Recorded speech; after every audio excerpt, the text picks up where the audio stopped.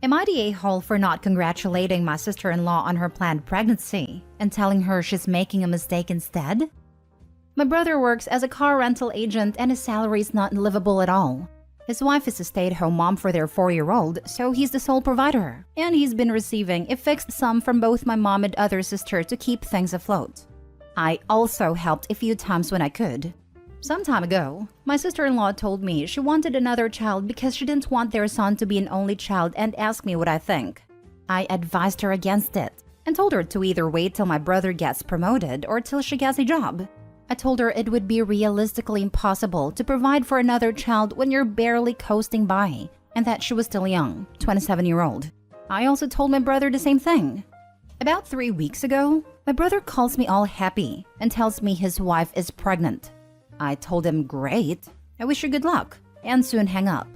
I never called sister-in-law to congratulate her, nor went over to their place for the baby shower. Just told them I was busy. Yesterday, we had dinner at our parents' house and I inevitably met my sister-in-law. She told me, I'm pregnant, with an excited tone. I told her, yeah, I know, that's great, I wish you good luck. She then said, so that's it? I asked her what she meant and she said, aren't you happy for us?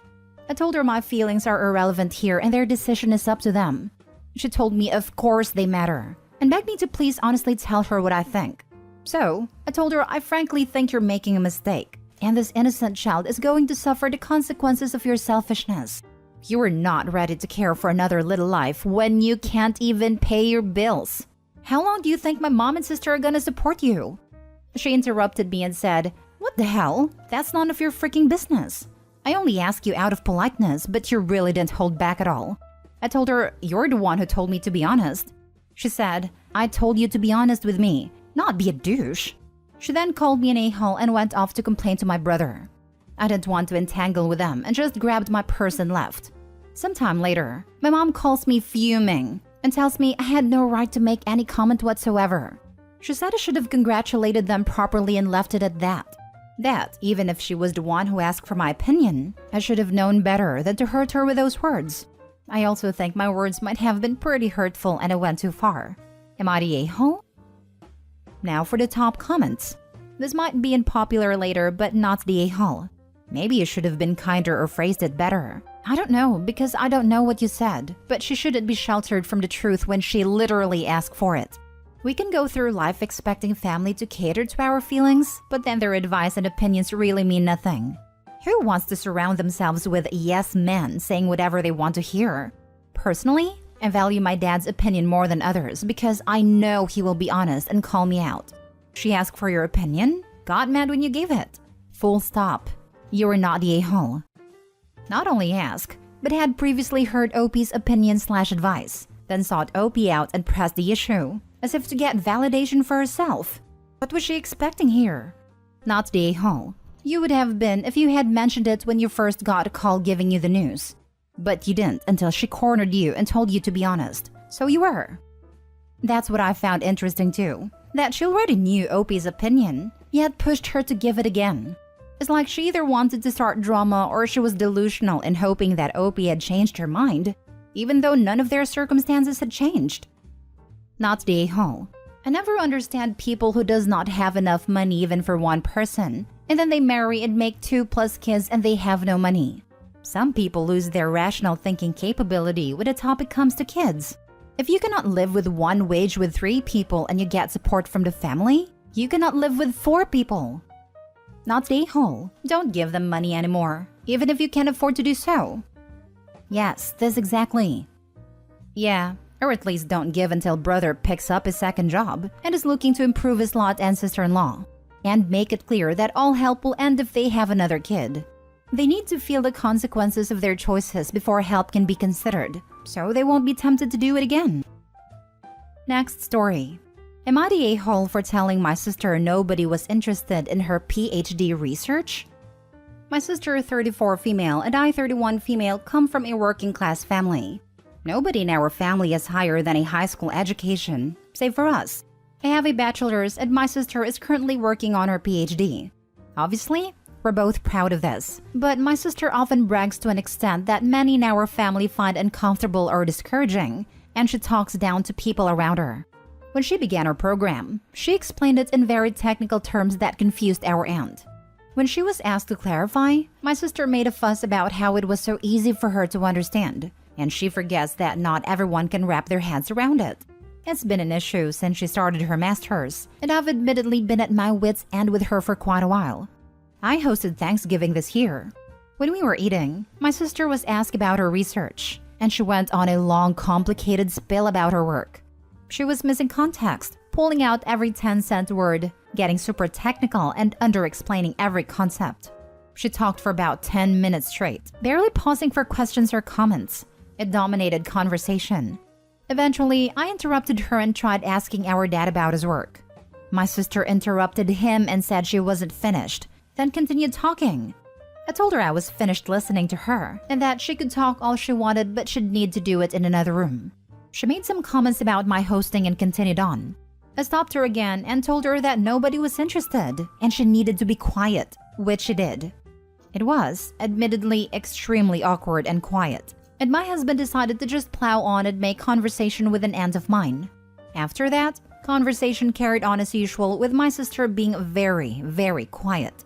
Afterwards, our parents scolded me for being rude but said my sister was being over the top. But I should have just let her talk.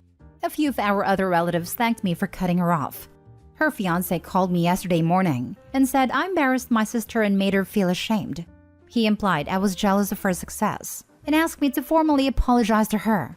I said I'd apologize to her, but I wouldn't mean it, and he hung up on me. I've thought it over and I can see how my approach was wrong, but I genuinely did not see any other option at a time. Always willing to learn though, and seeking a new perspective. Am I the a-hole for telling my sister nobody was interested in her PhD research? Everyone sucks here. Your sister needs to know how to explain her doctoral work to a lay audience, if she has any hope of passing her dissertation committee. She also needs to learn how to craft an elevator sentence. She also needs to learn how to take a hint gracefully.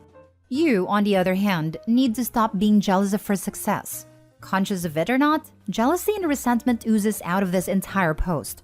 Regardless of how long she droned on and how rude it was for her to stop you from talking with your dad, the general core of this post isn't really centered on that, but your overall worldview on her academic career. Also, I hope the sister continued to brag about her PhD research, so other girls know that they can also get a PhD. Females should not be shy about their achievements. My problem is that she has never been this supportive of my achievements.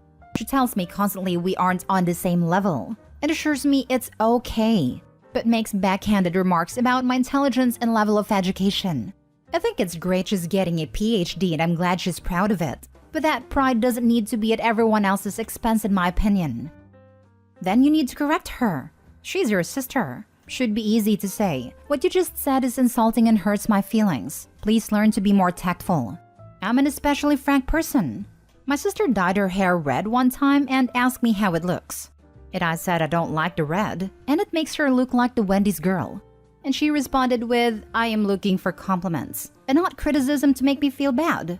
Now I know to lie and say, it's not bad, if I hate it. Next story. Am I the a-hole for calling every morning? My son is a 20-month-old toddler. My wife is a stay-at-home mom. I work 6 days a week and I'm usually gone for 12 hours a day. I always check in on my son remotely via our nursery cam app, and is always awake in the morning around 8. He has a great sleep routine. Our wind-down time starts at the same time every evening. We clean up toys, read a book. When I lay him down, he's still awake. He falls asleep on his own and sleeps all night for at least 12 hours. It's usually after 9 before I have a chance to check the camera. This morning, when I checked, it was 9:12 and some mornings are closer to 10. Every time I look though, he's always in the dark and standing in his crib just waiting. When I see this, I immediately turn on the brightest night light the camera has and speak to him through the camera app. I always tell him good morning and I love him, and he usually laughs and says dada. Then, I leave the app, call my wife to wake her up. I usually have to call 3 to 4 times, and when she finally answers, it's obvious that she just woke up. And only because I called. I tell her that our son is awake waiting for her and that she needs to get up to start their day. This morning while on the phone, I asked her if she was going to get him after using the bathroom, and she said no. She was going to the kitchen to prepare their breakfast and then she'd get him. I asked her to get him after the bathroom so he could go to the kitchen with her, and she flipped out. She told me it angers her that I call every morning to tell her how to be a mom and that she has a routine. I retorted with, well, your routine sucks because he's been awake for an hour and you'd still be asleep if I hadn't called. It just bothers me that he has to wait so long. He needs a diaper change. He's probably thirsty, hungry, and just wants to play. Am I wrong though? Do I need to stop? Please be completely honest with your answers. Thanks. Now for the top comments. You're the a-hole.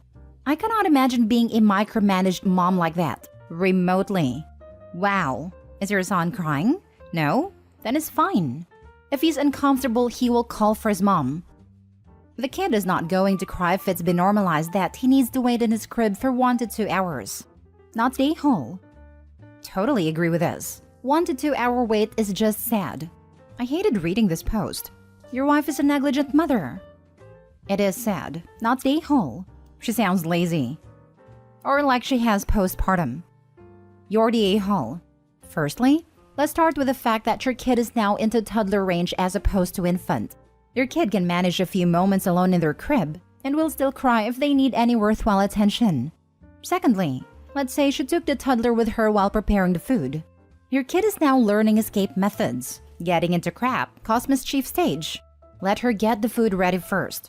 Thirdly, best intentions aside, if my husband was micromanaging my mothering, I'd blow a gasket from stress alone. Moms need what sanity remains to us, especially before entertaining a toddler for hours. Fourthly, there was zero indication of why you thought your son was up for an hour, which makes me think it wasn't necessarily true so much as you just wanted to add spice to the insult you slung at your wife. You chose her to be the mother of your child. Now let her do her job in peace. He clearly states that his son usually is awake by 8, and mom doesn't come get him until past 9, sometimes as late as 10. That's not a few moments. Last story. Am I the a-hole for storming out of my wedding reception after sister-in-law's speech? I, 26 male, got married to my wife, 32 female, this weekend. The ceremony went great and the reception was going well. Just after we ate, my father-in-law and best man spoke, then my sister-in-law. All was going smoothly until she brought up an awful time in my life. A little background. During COVID, I lost most of my savings on the business I had unluckily opened in October of 2019. I was also dealing with bad gastrointestinal problems and horrible IBS. I felt horrible, like I had no hope, and getting my life back in order would take forever. Friends who had been a part of my business left due to the failure, and others due to the medical problems. My fiancé was the only one who supported me and gave me hope. She helped me rebuild my self-esteem and eventually my business, and I cannot thank her enough. When I was at my lowest, I wrote an emotional note about these feelings and went into detail about all the horrible things I felt both emotionally and physically. I also wrote about how she was my strength and kept me afloat. I told my wife about writing my thoughts but never showed her the note. Midway through sister-in-law's speech, I saw her unfold this dreaded note and start to read it to the audience. Not just the part about my wife, but a full paragraph before it, where I described how hopeless I felt and the details of my darkest moments from my toughest battles with IBS. I was so embarrassed. My sister-in-law started to cry as she got through the part about my wife, and went on to say she never knew how bad it was, but knew our love would overcome anything. I got red in the face, stormed out to the back of the venue and lit up a cigarette, which I haven't had in years. Some family members ran out, but I told them I needed to be alone. I came back after a bit. Everyone was eating and dancing, but I was still getting stares and I just felt horrible. My wife comforted me, but we didn't really talk it through since she was entertaining family and whatnot. After the party, I brought it up with my sister-in-law.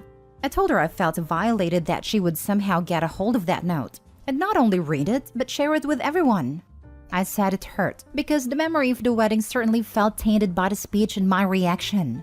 She told me she wanted to share a beautiful image of our love. I didn't see anything wrong with it. That it reminded her of when her smoothie business failed and it gave her hope. She even told me it was a toxic coping mechanism to repress those feelings and be ashamed of them. I felt like the conversation was going nowhere, and we didn't speak for the rest of the night. It hasn't helped that distant family and friends have been recommending IBS treatments to me. My wife agrees with me, but thinks sister-in-law had good intentions. I told her she's an a-hole regardless for not even checking with me. Sister-in-law hasn't reached out to apologize yet. And I heard from mother-in-law she thinks I'm overreacting and trying to villainize her. Am I the a-hole? Edit. I am trying to respond to each one as soon as I can. Just want to say here that my wife did not know where the note was. I never even told her specifically about the note, just that I like to journal my thoughts and feelings. Info. Why are you not more concerned with where sister-in-law would have gotten the note, if not from your wife? Who else even knew about it? This. Sounds like the wife was in on it, which is why she's going on about sister-in-law's good intentions. Sorry about the late response. I replied to another comment earlier, but it may have moved to the bottom. My wife did not know the note existed, only that I journaled my thoughts during those dark times. I do have a theory though. Too much info warning. My IBS usually fluctuated a lot.